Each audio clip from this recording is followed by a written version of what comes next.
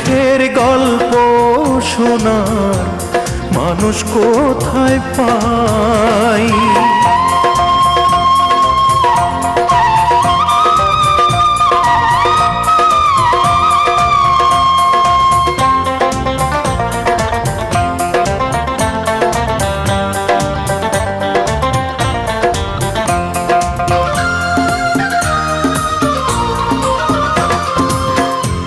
বুঝলো না কেউ ব্যথায় ভরা আমার জীবন,